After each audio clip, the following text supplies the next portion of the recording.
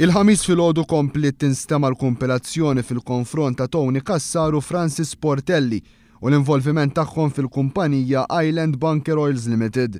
Fil-qorti sar magħruf li din il-kumpanija twaqfet sabiex tieħu x-xogħol tal-kumpanija tal-Ene Malta Malta Oil Bunkering.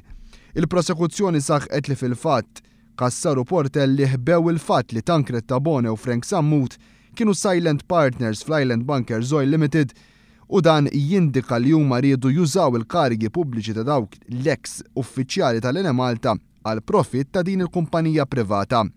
Sar magħruf ukoll il-kumpanija Island Bunkers Oil Limited kienet tixtri tankers u vapuri sabiex wara tikrihom il-kumpanija Malta Oil Bunkering.